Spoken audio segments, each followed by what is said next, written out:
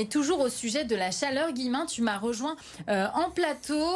On va répondre ce soir à 3 questions de téléspectateurs et on commence tout de suite avec une question de Louise qui habite le 9e arrondissement. Elle se demande tout simplement combien de temps va durer cet épisode caniculaire. Eh ben longtemps, hein. Il va pas, Louise, malheureusement, il va falloir supporter ces températures encore plusieurs jours et le pire est à venir. Le mercure pourrait atteindre 38 degrés dimanche, lundi et jusqu'à 40 voire 41 degrés mardi et mercredi. Des températures largement au-dessus des normales de saison, y compris la nuit, plus de 25 degrés. Et quant à savoir quand se produira le retour à des températures plus supportables, eh bien, on ne sait pas exactement en tout cas. Il y a toujours beaucoup d'incertitudes qui entourent ces fins de phénomènes de dôme de chaleur comme celui que nous traversons actuellement, peut-être en milieu ou fin de semaine prochaine.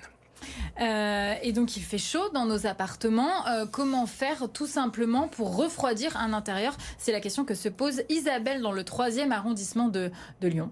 Il fait chaud partout, donc dans les maisons, les appartements, l'idée c'est de capter un maximum l'air frais et de l'empêcher de s'évacuer ou de se réchauffer. Donc on ouvre en grand les fenêtres la nuit et le matin quand les températures sont encore basses avant de refermer ensuite et surtout de fermer les volets et les rideaux. Si vous êtes muni de Velux, attention, pensez bien à les ouvrir en fin d'après-midi afin de permettre à l'air chaud de s'évacuer, surtout si vous résidez sous des toits non ou mal isolés. Les plantes vertes également sont une bonne solution pour rafraîchir votre logement.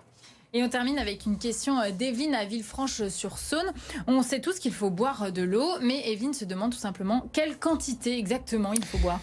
Oui, parce que ça dépend en fait. C'est vrai qu'on a coutume de dire qu'il faut boire 1,5 litre d'eau par jour, alors notamment pour compenser ce que l'on perd via les urines, les selles, la sueur, la respiration, etc. Mais en fait, c'est un chiffre qu'il faut nuancer et expliquer. En fait, une partie de l'eau que l'on ingère quotidiennement se fait par l'alimentation, environ 20%, et le reste donc en buvant en fonction de son activité, de la température extérieure et de sa corpulence, bien entendu. Donc 2 litres d'eau pour un homme environ, 1,5 litre pour une femme, moins pour les enfants, mais les besoins sont plus importants pour les femmes enceintes ou qui allaitent, par exemple. Le mieux, c'est de boire régulièrement de petites quantités d'eau sans attendre d'avoir soif, c'est important, et de faire attention aux personnes fragiles, notamment les personnes âgées très vulnérables dans cette période de canicule. Oui, donc régulièrement tout au long de la journée. Merci Guillemin pour ces réponses et vous pouvez nous adresser vos questions, nous y répondrons également demain et après-demain, donc au sujet de la chaleur et de cet épisode caniculaire. Pour cela, vous pouvez nous écrire sur nos réseaux sociaux ou encore à l'adresse mail de la rédaction de BFM Lyon.